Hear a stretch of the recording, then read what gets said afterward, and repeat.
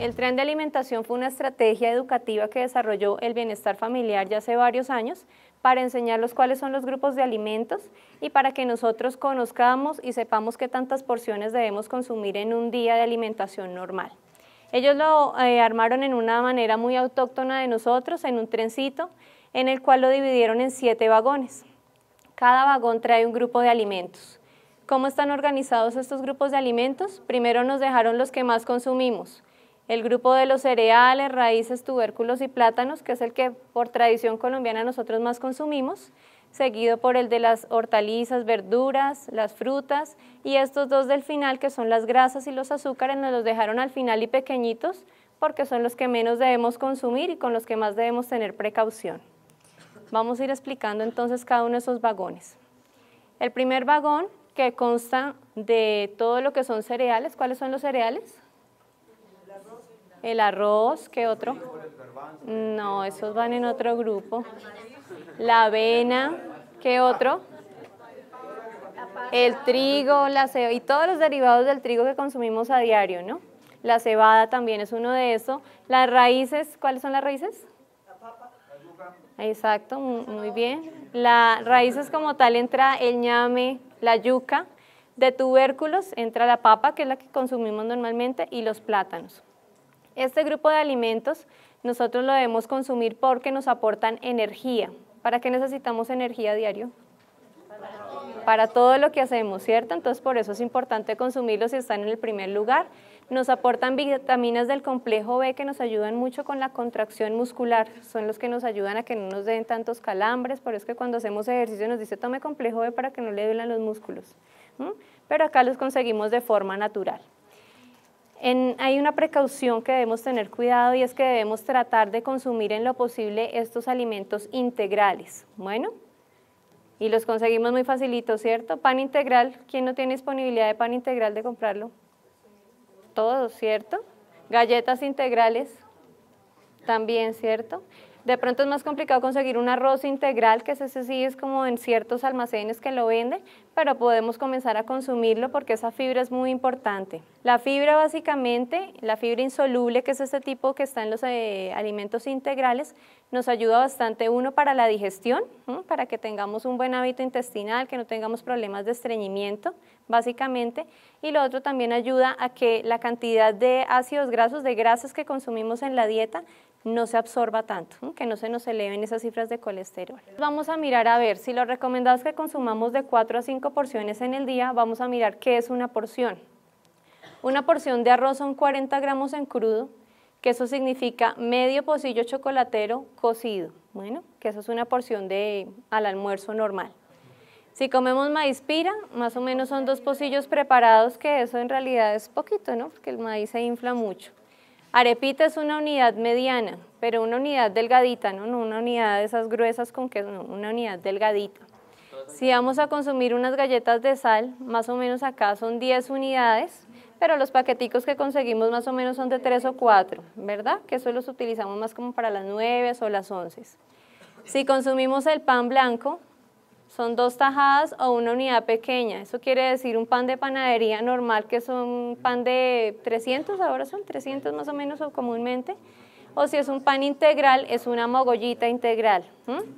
Entonces si vamos a consumir 4 a 5 porciones en el día, en el desayuno, la idea es que consumamos uno de esos. Bueno, podemos consumir o una arepa, o de pronto vamos a hacer un sanduchito, 2 tajadas de pan, o vamos a comernos una mogollita. Bueno, eso es una porción, ahí va una. Al almuerzo podemos consumir, si estamos normales en un peso adecuado, podemos consumir 2 porciones. Bueno, una porción que normalmente consumimos de arroz, por tradición casi todos consumimos arroz, y lo vamos a acompañar de pronto de papita, que son 2 unidades medianas, ¿no? Medianas, no tan grandes. O plátano. Sin cáscara, obviamente porque esa es la cuantificación que hacen ellos. Bueno, pero no tiene nada que ver la cáscara, incluso tiene fibra. Ellos la cuantificación que hacen para la porción, pero no mediana. Bueno, y de plátano, media unidad. ¿Listo? Entonces ahí vamos sumando cuántas porciones consumimos en el día, que les cuento que en el último estudio que hicieron sobre salud y alimentación en Colombia, los colombianos estamos consumiendo en promedio de 10 a 12 porciones en el día, y los recomendados son de 4 a 5, ¿verdad? El segundo grupo es el de las hortalizas, verduras, leguminosas verdes y frutas, que allí nos entra todo lo que nosotros conocemos como verduritas de hoja verde, como tal, como la lechuga, la espinaca, el brócoli, las leguminosas verdes, que son el frijol verde, como tal, la arveja verde, estas que nosotros conseguimos, y en las frutas, que es el tercer grupo.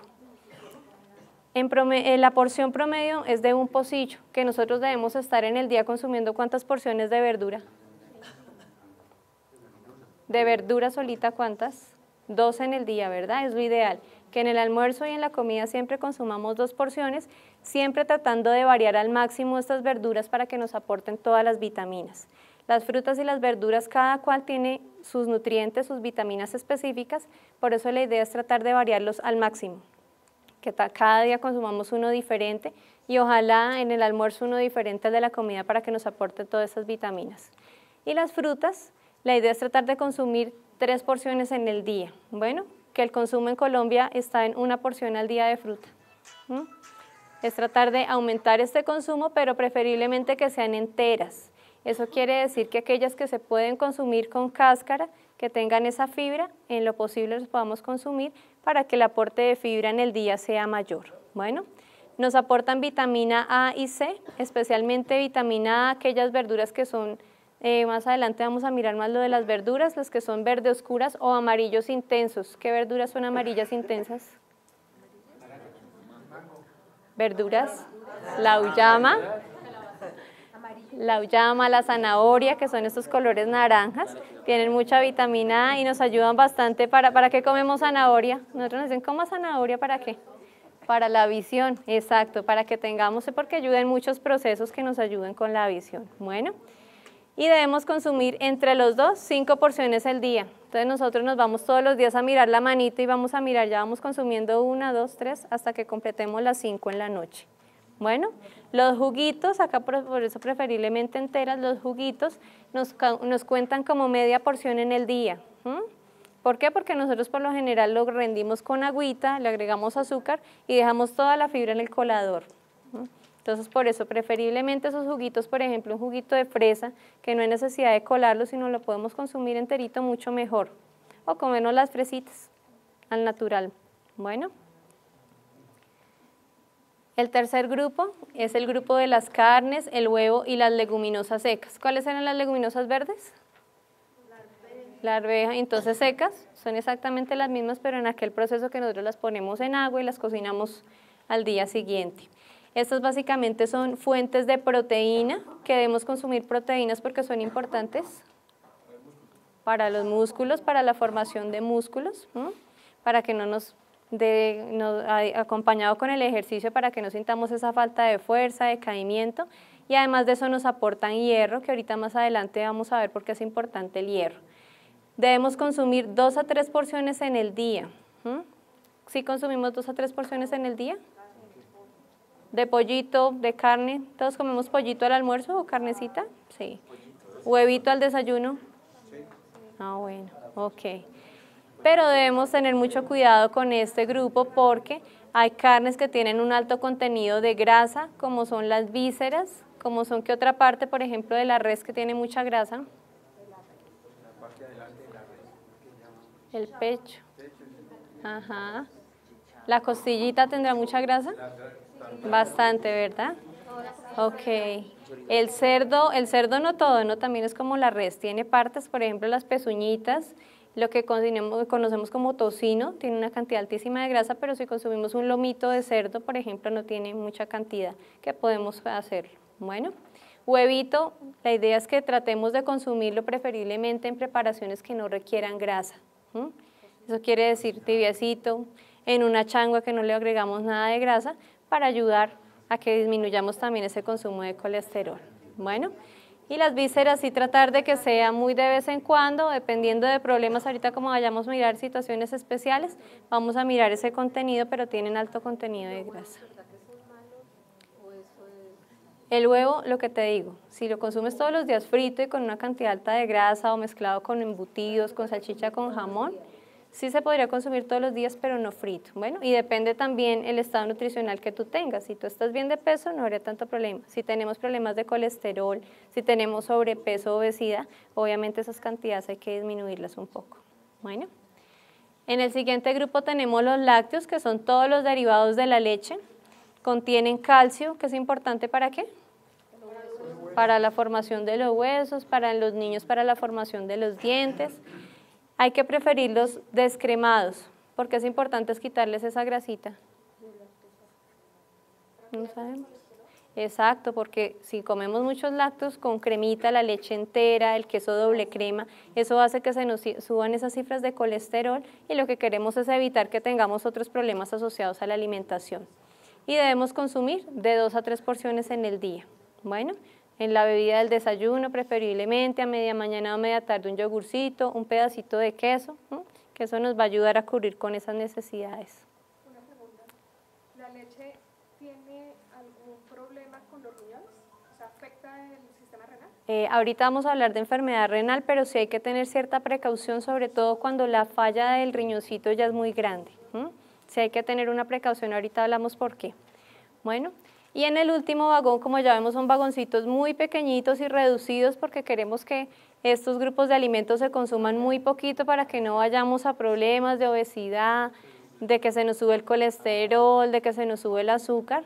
Básicamente en este grupo entran todos los aceites vegetales y algunas frutas o verduras que tienen, frutas sobre todo que tienen mucho contenido de grasa, como es el aguacate, el coco. Y aquí también entran todas esas preparaciones fritas que vemos por ahí en la calle que nos llaman la atención a veces. Nos aportan energía básicamente. Y acá, ¿qué cuidados debemos tener? Tenemos que tratar de escoger un aceite vegetal y evitar todas esas grasas animales, por ejemplo la mantequilla, que a veces nos gusta, no nos gusta hacer el arroz en el aceitico que botó el chicharroncito que preparamos. Vamos a tratar porque esa grasa que es de origen animal es una grasa saturada que lo que hace también es ocluirnos todas las venitas y aumentar esa posibilidad de que tengamos infartos y que tengamos enfermedades del corazón. Entonces por eso preferiblemente grasas vegetales en pequeñas cantidades para las preparaciones, escoger un aceite adecuado, preferiblemente un aceite de una sola fuente. A veces nosotros cuando vamos a comprar un aceite no miramos sino el precio, cuál aceite está más baratico o cuál se ve más clarito. Y lo que debemos mirar es que en la etiqueta nos diga un aceite 100% girasol, 100% canola, 100% soya, para que eso nos ayude a que tengamos un mejor perfil como tal de grasas en lo que consumimos. Bueno, y en el último grupo están los azúcares como tal, que su consumo no es esencial, porque como ya estamos consumiendo otro tipo de carbohidratos que vimos que son los cereales, los tubérculos, como tal no es indispensable que los consumamos, pero por hábito nosotros consumimos a veces panelita, a veces consumimos un postrecito que nos gusta. Si no tenemos problema de azúcar lo podemos hacer, pero con moderación. Bueno, ahora vamos a seguir en casos especiales. Vamos a hablar básicamente de la inmunosupresión, que quiere decir que tenemos las defensas bajitas, que muchos de nosotros, algunos tomamos medicamentos para bajar esas defensas, qué cuidados debemos tener, la enfermedad renal, qué cuidados debemos tener, la anemia y la anticoagulación. Bueno, acá en la inmunosupresión nosotros debemos tener unos cuidados básicos. Mientras que el médico nos diga que las defensas están bajas, preferiblemente vamos a tratar de consumir todos los alimentos recién cocinados. ¿Qué pasa cuando nosotros guardamos del almuerzo para la comida o de un día para otro?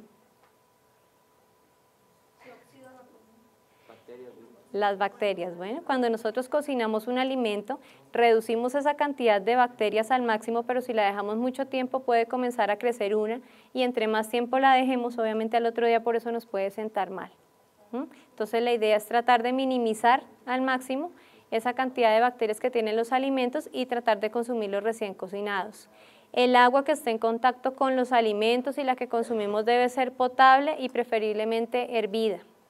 Bueno, debemos consumir verduras cocinadas. Cuando nos digan, ustedes tienen las defensas muy bajitas y es probable que como las tienes tan bajitas y comes algo contaminado te dé una diarrea, debemos tratar de consumir todo cocinado, incluyendo las verduras, y frutas y podemos consumir las que son de cáscara gruesa.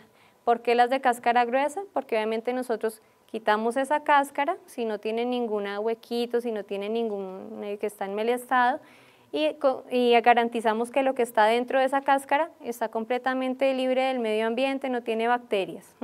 ¿Cuáles frutas son esas? La pitaya, que es de cáscara súper gruesa, la granadilla, el mango, el banano, la naranja, la mandarina, pero debemos verificar que todas estas estén en buen estado, ¿no? Que no tengan moraditos, que no tengan picaduras de insectos, y el resto de fruticas, como por ejemplo las moras, como por ejemplo las fresas, debemos tratar de consumirlas siempre en juguito, cocinadas un poco, o en compota o en torticas, así como esta que se ve muy rica. Este paso es importante no solamente si estamos inmunosuprimidos, sino si nosotros queremos cuidarnos y evitar que nos den enfermedades gastrointestinales. ¿Cómo debemos desinfectar las frutas y las verduras? Entonces, ¿qué pasos vamos a seguir?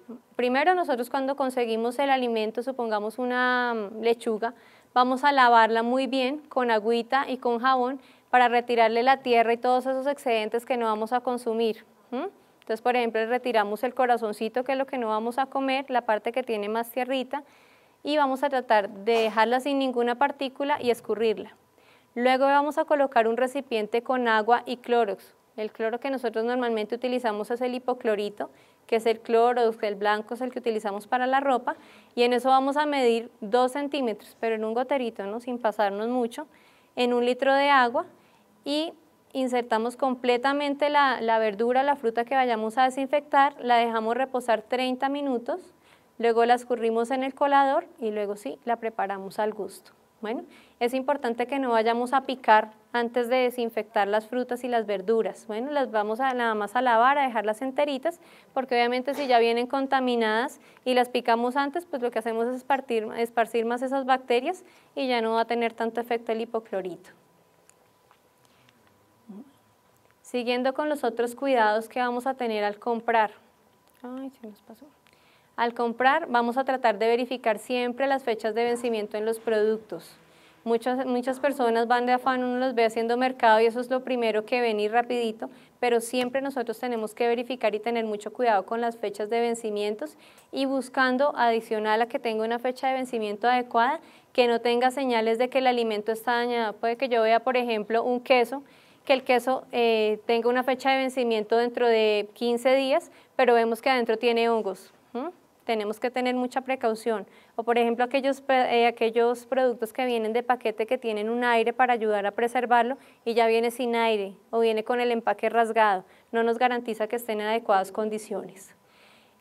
Y debemos, lo mismo en las frutas, en las verduras y sobre todo en las carnes, tratar de verificar que tengan unas carnes de color vivo, el color característico, si es un pescado, que no sea un pescado que está como medio verdoso o un pollo verdoso, sino que tengan un color y un olor que nosotros sepamos que está en buenas condiciones.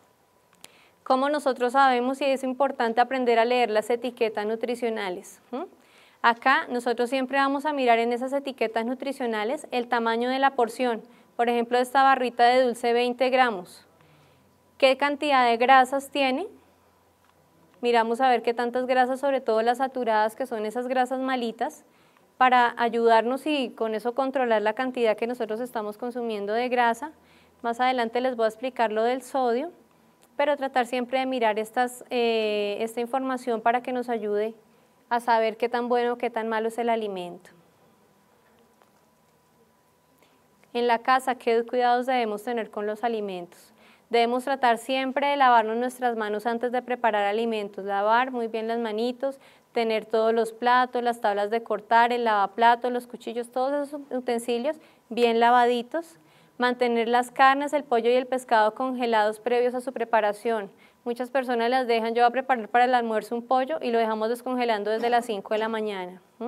Y lo que hacemos es que pierden esa cadena de frío y si había alguna bacteria comienza a reproducirse desde las 5 de la mañana hasta que lo echo a la olla y puede que cuando ya lo cocine ya esté en mal estado. Señora. Exacto. ¿Cuál es el paso adecuado para descongelarlo? Pasarlo del congelador al refrigerador y luego a la olla. Bueno, esa es la forma adecuada de descongelar alimentos. Debemos evitar el contacto de alimentos crudos con los cocidos. Es decir, yo ya tengo, por ejemplo, el arroz listo y se me dio por dejarle la carne cruda al lado mientras la echo a la olla. Ahí ya el arroz también queda contaminado si llega a tener alguna bacteria esa carne. Los huevos nos debemos cocinarlos hasta que tengan firmeza y evitar preparaciones que los contengan crudos. ¿Qué pasa? Los huevos tienen unas bacterias que al no cocinarse puede que nos causen enfermedades gastrointestinales. Entonces si lo comemos tibiecito o si lo comemos en un mousse o si lo comemos en un ponchecito de esos que nos hacen crudos, lo más probable es que nos pueda llegar a pasar esa bacteria. Debemos cambiar a menudo las esponjas y los paños de cocina y lavarlos continuamente además de eso. En lo posible debemos tratar de utilizar unas tablas y unos utensilios diferentes para la carne y otros para las verduras. El pollo, las carnes pueden venir contaminadas y si nosotros picamos la carne y luego en esa misma picamos la fruta y la verdura, las estamos contaminando después de haberlas desinfectado. Y debemos tratar de no enjuagar la carne cruda antes de cocinarla, ya que las bacterias las podemos esparcir en el lavaplatos o si no las lavamos muy bien y posteriormente lavamos el lavaplatos para evitar esa contaminación. ¿Cuál es la mejor forma? Hervimos un poquito de agua y el agua caliente la agregamos en el lavaplatos.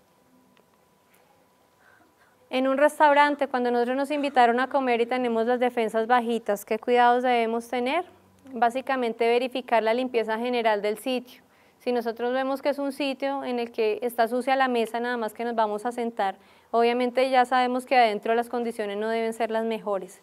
Tratar de que si salimos a comerse a un lugar que por lo menos tenga unas prácticas asépticas buenas, que veamos la persona que cocina con un tapabocas, que tengan las mesas limpias, en los mesones que se alcancen a ver que estén en adecuadas condiciones y debemos en lo posible escoger alimentos que estén cocidos.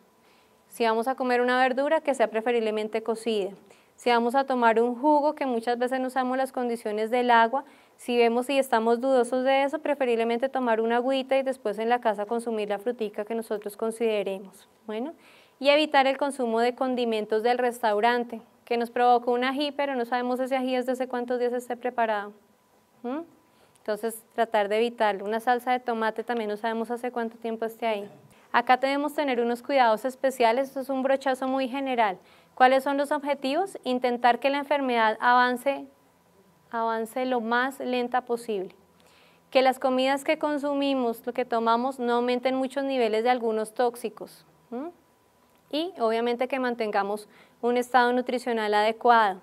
La mayoría de pacientes renales, entonces cuando van y les diagnostican, entonces yo no voy a volver a comer carne, no voy a volver a comer grasas, no voy a volver a comer, y cuando uno los ve a los 2 meses están completamente desnutridos, sin nada de músculo. O por el contrario, nos llegan más gorditos. Debemos tratar de que esa alimentación sea adecuada. ¿Con qué tóxicos como tal que son nutrientes debemos tener cuidado? Estos son diferentes en cada etapa de la enfermedad. Cuando nosotros estamos prediálisis, es decir, que hasta ahora nos dijeron que tenemos el riñoncito que nos está funcionando, pero un poquito menos, debemos tener un cuidado en la cantidad de proteína que consumimos. Eso quiere decir que no es que no consumamos proteínas, sino que calculemos una cantidad que nos ayude a que conservemos nuestro músculo, pero que tampoco sea tan poquita y en gran cantidad lo que hace es que el riñoncito lo esforzamos un poco excretando esa cantidad de proteína extra que le dimos. Cuando ya estamos en una diálisis, la idea es que consumamos un poquito más porque la diálisis también, además de llevarse todo eso tóxico que tenemos, se lleva algo de proteínas. Debemos consumir un poquito más para conservar adecuadas reservas musculares. Bueno, vamos a hablar de la sal, del sodio, que nosotros siempre debemos tener precaución porque, bueno, como sabemos, no nos salió muy bien, realza el sabor de las comidas, es un conservante de alimentos, por eso vemos que muchos enlatados tienen como conservante la sal, nos ayuda a mantener un balance de líquidos en el organismo, favorece la transmisión de impulsos nerviosos y la actividad muscular. Las cantidades diarias de sal son mínimas, de sal como tal, no es tan necesario que la consumamos. El sodio como tal, que es el electrolito que nosotros estamos consumiendo con la sal, ya vienen muchos de los alimentos. Es decir, que si nosotros llevamos una alimentación balanceada, que comemos fruticas, que comemos verdura, que comemos cantidades adecuadas de todos los alimentos, no sería necesario agregar sal a nuestros alimentos. Pero en Colombia el consumo actual está en 8 gramos al día. Y lo recomendado es que consumamos más o menos de 2 a 3. Es altísimo porque nosotros por cultura estamos acostumbrados a que si no está salado no está rica la comida. Bueno, ¿y qué pasa cuando hay un consumo excesivo de sal? Que nos aumenta los niveles de tensión arterial, que es lo que queremos evitar, favorece la retención de agua y aumenta el trabajo del riñón y el corazón. Por eso es importante restringirla. La recomendación, como ya me hemos hablado, son pequeñas cantidades de sodio, que la mayoría de alimentos ya los contiene, y garantizar un consumo de 2 gramos al día. Bueno, que esto se garantiza con una alimentación normal, no hay necesidad de adicionarle sal, o si vamos a adicionar que sea en muy pequeñas cantidades. Acá básicamente vemos una tablita en la que nos muestra la cantidad que tiene de vitamina K los alimentos. Básicamente la vitamina K está en esas verduras de hoja verde oscura, como las espinacas, las acelgas, el perejil, el brócoli, que son los que más tienen cantidad. Pero también se encuentra, acá no me alcanzó a salir, en el aguacate, que no es una cantidad tan grande, en las moras y en el kiwi, que son fruticas que, por ejemplo, la mora no tiene nada que ver ahí, pero tiene una cantidad alta de vitamina K que debemos evitar.